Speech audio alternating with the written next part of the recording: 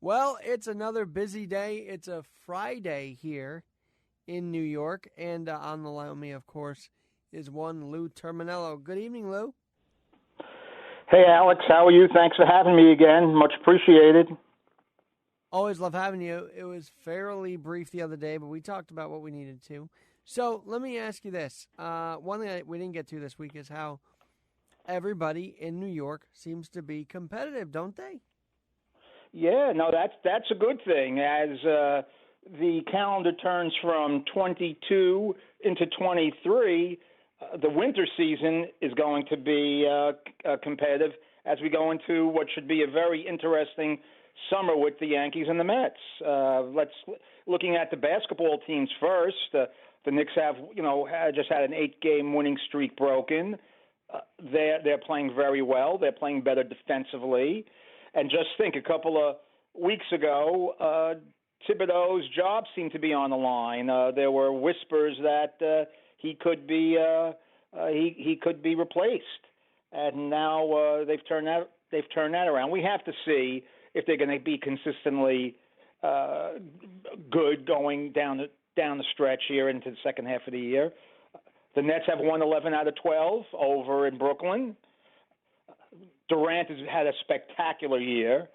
He's just an incredible player. Kyrie, since he came back from the suspension, has been tremendous. They have a big test tonight against the Bucks. I know Kyrie had calf tightness, and he missed the game against the Warriors. But the two basketball teams look like they will be going into the season, the second half of the season, as they should be definitely in the hunt for a spot all the way. The Nets should get a spot. I think the Nets are fourth in the conference now, which is pretty remarkable considering all they went through leading up to the beginning of the season, then the Kyrie situation with the suspension. But then that leads us to the boys on the ice. The Rangers are red hot, winning 8 out of 9. And again, about a month ago, 3 weeks ago, Gallant's job was being mentioned in hockey circles as he may be replaced because the Rangers weren't playing like they did last year, which was pretty crazy that they would even talk about Gallant being replaced. Rangers are doing very well. Shesterkin is back on his game. He was a little bit off, and if the Rangers continue to get the scoring on the power play, their power play is still very scary. And if Sorokin continues to play as well as he did, Shesterkin, we'll go to Sorokin because Sorokin, who plays goal for the Islanders, and the Islanders are not doing that well in the last 3 weeks. They're about 4-6-2. They've been banged up. No Clutterbuck, no Casey Cizikas, who got hurt last night. No Adam Pelech for the last 7 games. So the Islanders' depth is being challenged after a good stretch for them. Their roster still needs improvement, and I have no idea what general manager Lou Lamoriello is going to do to improve the roster. Going into last night's game, the difference between the first-place team and the ninth-place team was only 8 points. That's how tight the Eastern Conference is. It's tough to make the playoffs in the Eastern Conference. And then let's not forget the boys across the river here in Jersey. Devils had a 6-game losing streak after going 21-4-0, but they're a good team. They just hit a speed bump. They're still young. This is their first experience playing at a high level. I think they're going to be in the playoff battle the rest of the way, and I think they might make a trade. They have surplus to make a trade at the trade deadline, which is March 3rd. So for those 5 teams, it's I think it should be a very, very good 2023 calendar. So we'll see. It's always better when the teams are playing for something, just like the Giants and Jets are playing. The Jets are still technically alive. Their chances of making it are slim at none. But obviously losing 2 games in 5 days has been very, very damaging to them. Lou, is it time to sack Zach, as they say? Well, I mean, obviously, I always believe that the target when a team doesn't do well, the quarterback and the coach, that's low-hanging fruit. And Zach was not good last night. He was totally ineffective. He looked uncomfortable. Obviously, his confidence wasn't there. But to just blame what happened last night, or what happened in the Detroit game on Sunday on Zach, is just a little bit too tough. And the media, in my opinion, have been way over the top tough on him, and as were the fans. But in the fans' case, and I'm one of them, it's been a long time, and the fans are just running out of patience. The media is just, I don't know what these guys are looking to gain, but he's not ready. I don't know if he's played his last game as a Jet. His contract is his rookie contract, so it's not a huge situation as far as if they try to move him. We'll see what happens in the future. But I have no idea who's going to quarterback in Seattle next week. I assume if Mike White is cleared to play, he will play. But again, as we said weeks ago on this segment, even when Mike White, after he beat the Bears and played well in Minnesota, but again, they left a lot of points on the field. They were in the red zone 4 times and didn't get in against Minnesota. They should have won that game. And Zach Wilson wasn't even activated that game. But, the offensive line last night was totally ineffective. Jacksonville's front abused them. They couldn't run block. 11 yards rushing by their running back. And then just like last week, the defense did nothing, and Lawrence was shredding them. I mean, and are we seeing an improved Trevor Lawrence at the same time as we're seeing the Jets defense let them run all over? Well, you are correct. I mean, in the first half last night, Trevor Lawrence led Jacksonville to 251 total yards. The Jets defense allowed them to go 96 yards and never stopped them. The only third down play that they had in that drive, Jacksonville, was when Trevor Lawrence snuck in for the touchdown. Last week, the Jets go ahead on the 60-yard drive, capped off by Wilson's touchdown pass. Then if you're a big-time defense, and the Jets defense is good, it just may not be mature enough. You got a lot of young guys, on that side of the ball. But if you want to be an elite defense, and I do believe the Jets are a playoff caliber defense, I don't know if they're a Super Bowl level defense. You got to stop them. You can't let Detroit score. They needed a touchdown, and they were totally fooled on that fourth and inches play, which ended up with a touchdown to the tight end right, who went in untouched. I mean, that's unforgivable. And even in Minnesota, the Jets cut it to 20-15 in the fourth quarter. Kirk Cousins leads them downfield. Defense never stops them. Jets did have a shot at the end in Minnesota, but they didn't get in. So I mean, I think it's a lot of different things here. But the Jets have a major quarterback dilemma. I don't even want to call it a problem. But again, Alex, you look around the league. We can go down. Real quick. The Jets have a quarterback issue. New England has a quarterback issue. Pittsburgh has a quarterback issue. Is Kenny Pickett the guy? I don't know. Tennessee, are they going to continue with Ryan Tannehill? I mean, now he's out for the year, but I mean, moving forward next year. Indianapolis, who knows? They have no quarterback. Houston, are the Raiders going to continue with Derek Carr? Denver's stuck with Russell Wilson unless he has a renaissance next year. It looks like he's on the other side of his career. Washington needs a quarterback. Taylor Heineke is not going to be their quarterback next year. That's for sure. Chicago, their best running back is their quarterback. How about that? Hey, He's Lou, going to be their quarterback of the future, Josh Fields. While we're talking about this, I want to go back real quick because we didn't talk about this at all. We both agreed, right, off air, that the Salah timeout last week, that wasn't the big issue, right? I mean, I think he got too much heat for that after watching his defense just go down and let the Lions roar into the end zone, if you will. Well, if he had called that timeout, instead of that 58-yard field goal, they might have been able to get another play in. There's no guarantee that they were going to move further down the field, but it could have been a 45-yard field goal. Could have been a 47-yard field goal. They should have Saleh made a mistake. He made a big mistake, and he actually admitted it a couple of days later. You never want to take timeouts home with you. You never do. And that was again, going back to Zach Wilson. I don't think Zach Wilson can play for the Jets anymore, but the Jets are doing nothing to help him.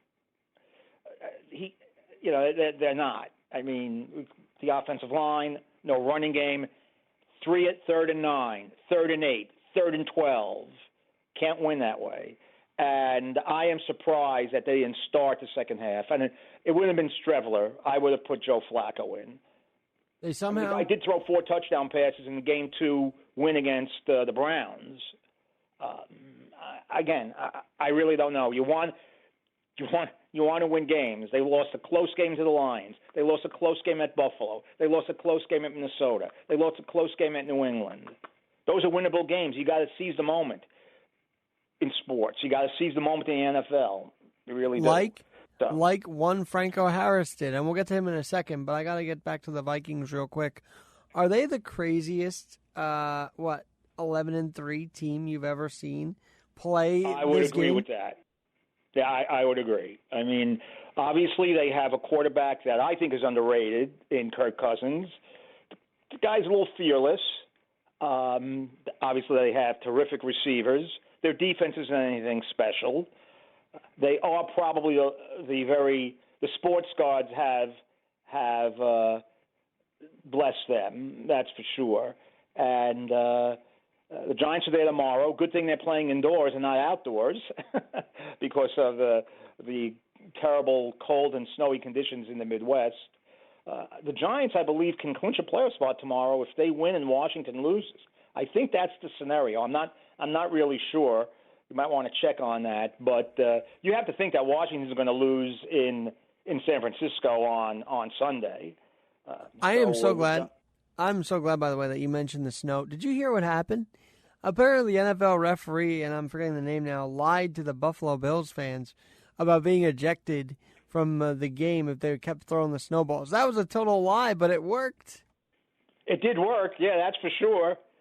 It did work, and I'll tell you, Miami played better in the cold weather. I know it didn't snow until late in the game, but they played better in the cold weather on Saturday night than I thought.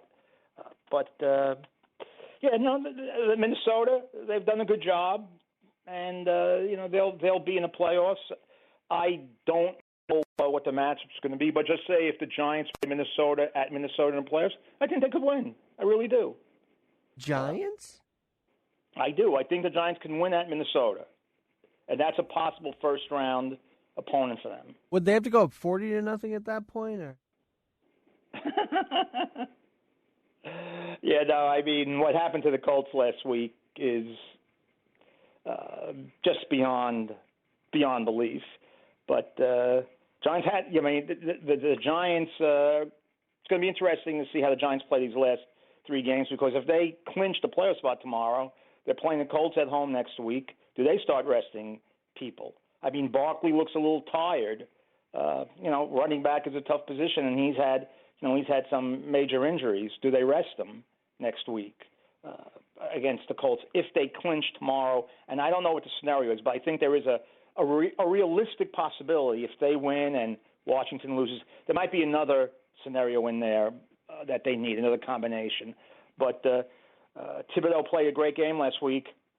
I mean, he lived up to his number 5 overall draft pick last Saturday night. He was strip sack, fumble, touchdown. He put pressure on them the whole night. And he had missed some games, a couple games, but he hadn't come close to playing like he did last week. And if that happens, that's a big asset for them. But we'll see. But getting back to what we originally talked about, yes, it's been a good role for New York teams. Both the teams in the off season, like the Mets and the Yankees re-signing Judge, the Mets what they've done. So New York fans really have nothing to complain about. We'll always find something here, Lou, as you know. But I got to ask you this. Well, I'll ask you about the fact that both basketball teams are putting up 100-plus points a game still blows my mind, and we got into that a little earlier tonight. But, yeah, it does because the Knicks averaged about 122 points a game last year. They've averaged more than that this year, and we're only in December when you think about it.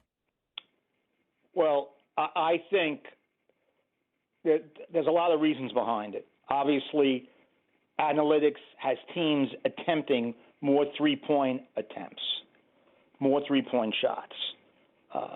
And obviously, you get a hot night and you go 18 for 34 from three, you're going to end up scoring 125, 130 points a game. But when you don't, you're going to end up losing. And this is the thing that has surprised me. There's a lot of scores, 134 to 98. I mean, there's a lot of non-competitive games. And the other thing which I think it definitely hurts the NBA. Teams resting players, load management, rest. I mean, come on. Can't play back-to-back games. First of all, they're ripping off the fans who are paying big money to see certain players play. Example, New Orleans twice hosted the Warriors. Both times, the Warriors rested Curry, Draymond Green, Thompson, and Wiggins. All right, Alex, me and you saving our money to go to see, and we live down in Louisiana, going to see the Warriors and the Pelicans, and we see a G League team. And that night, the second time, the Pelicans won by 45 points. It was no game. Look at the Warriors coming in, and I know they were more banged up than resting guys. They played the Knicks on Tuesday. They played the Nets on Wednesday. They got smoked both nights. It wasn't close. The Nets scored 91 points in the first half. To me, that's an NBA problem. It's really unfair to the paying customer. Well, especially, right. Now, let me ask you this. They were also fined for sitting a lot of those guys, at least one of those games. But do you think they have the right to if they're up that much or what? No, I mean, when I worked for the New Jersey Nets, and there were years when we weren't very good. This was before we got Jason Kidd and Kenyon Martin. Michael Jordan was in the prime of his career. When we were winning 22, 23 games, the Bulls could have sat out Jordan, and they could have still beaten us. But Michael Jordan never sat out a game in the Meadowlands. Never. He never sat out a game. They could have said, oh, he has a pulled muscle, calf tightness. Never. Neither did Magic. Neither did Bird. Neither did Dr. J. Neither did Stockton. Neither did Malone. Those guys all played. They did. And let's face it, some of those years, those two sellouts that we had for the Bulls was important to the franchise. And they came to see Jordan.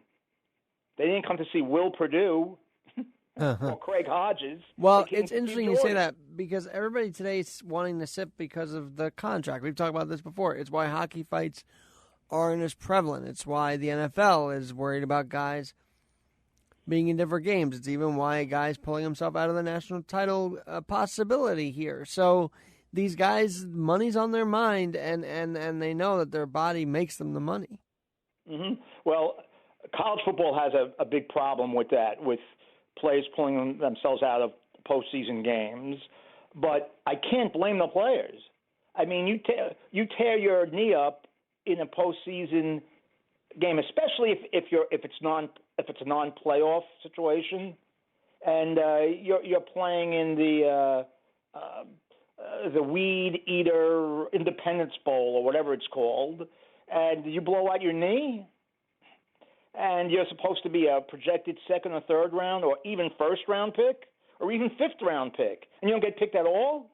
I mean, it's about money. It's a big problem. All right, Lou. Well, let me ask you this, because it is Franco Harris. So, for those who don't know, the sports world has had a couple of big losses. I mean, if you're old enough to remember, Toronto Maple Leafs great, and remind me his name, Lou, and Franco Harris. I mean, those are two big losses in the sports world, aren't they?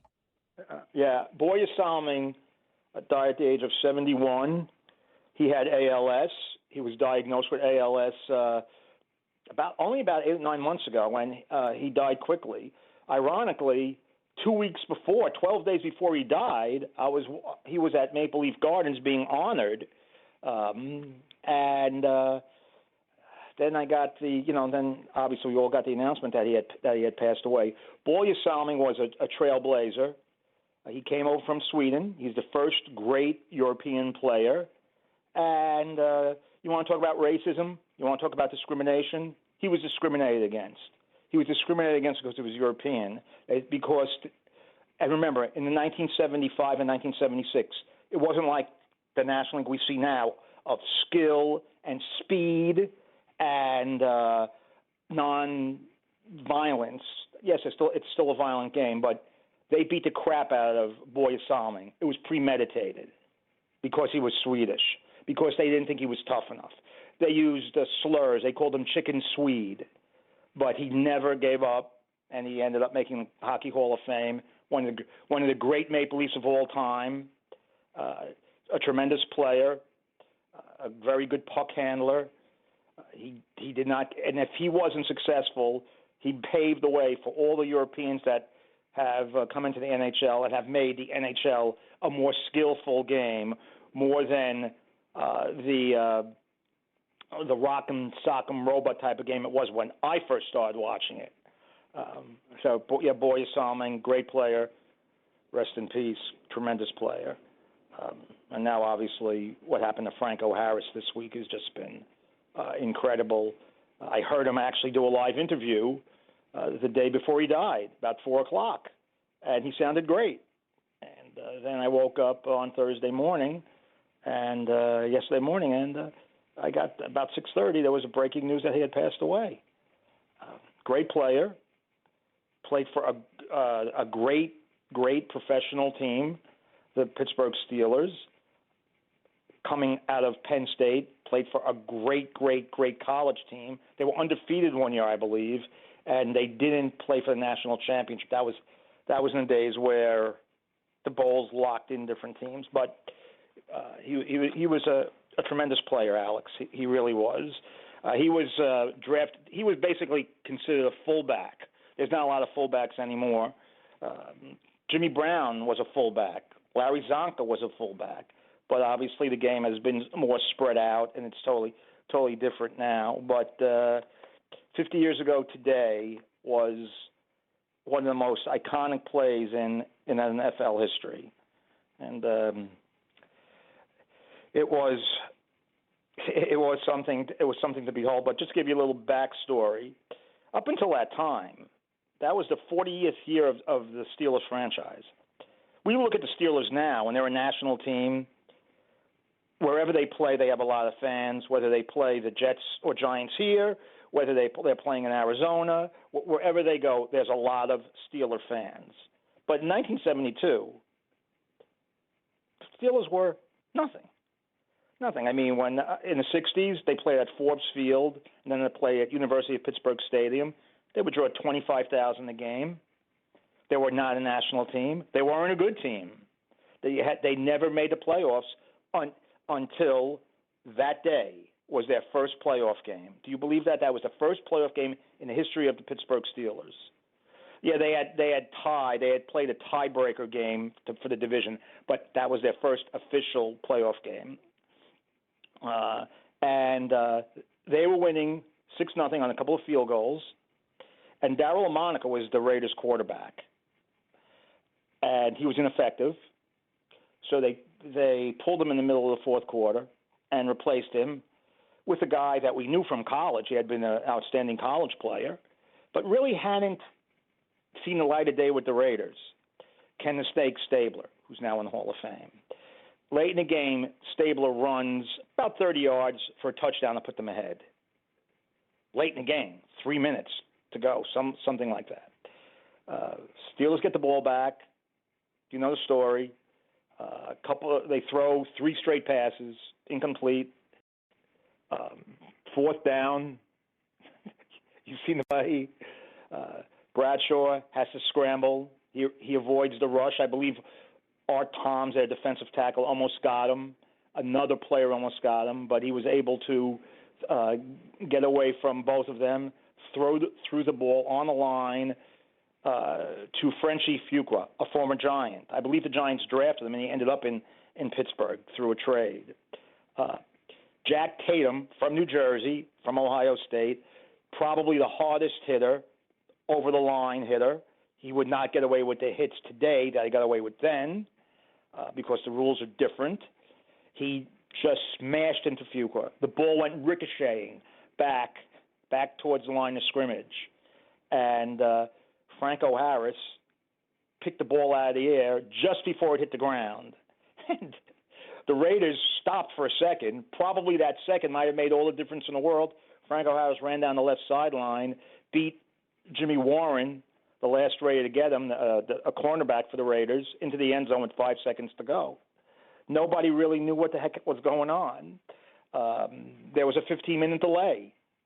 And Fred Swearigan... And there was no instant replay back then, right? There was no instant replay. But Fred Swearigan, who was the referee, didn't see it. He really didn't see it. So he got on the phone in the end zone, and we think it's never been confirmed, but we're almost sure he was talking to the head of NFL officials, Art McNally, I think back in New York. And after 15 minutes, he gave the official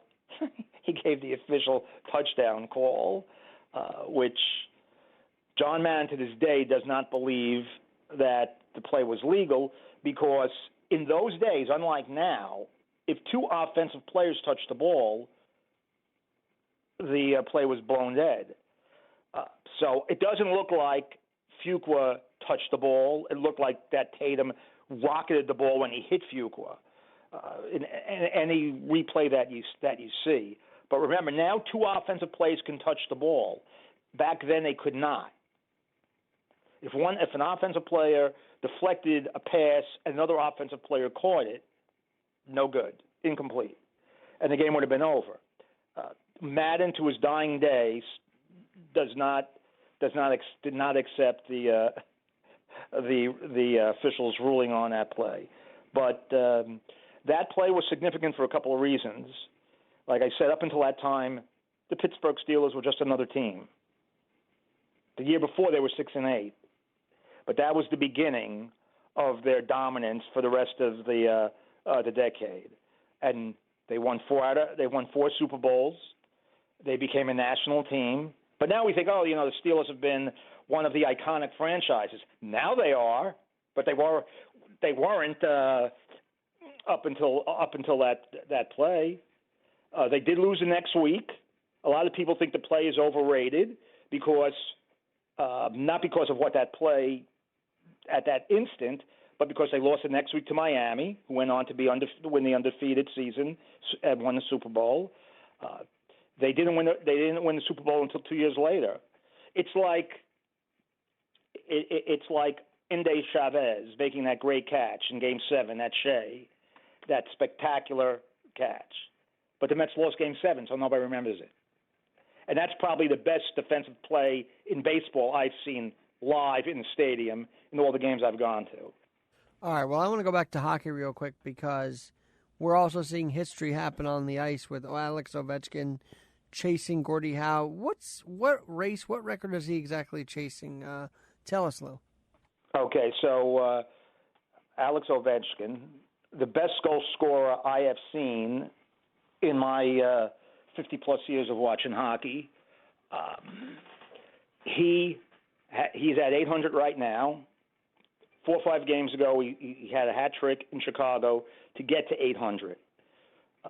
Gordie Howe's ahead of him at 801, and then Wayne Gretzky's at 894, which everybody thought was an unbreakable record because the game has changed from the 80s when it was almost like they would say the live ball era. It was the 80s in hockey was the live puck era.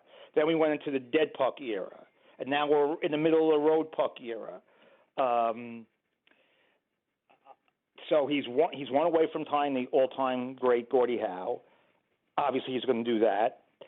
I think he's going to pass Gretzky, probably in 3 years if he stays healthy, unless he has a career-ending injury.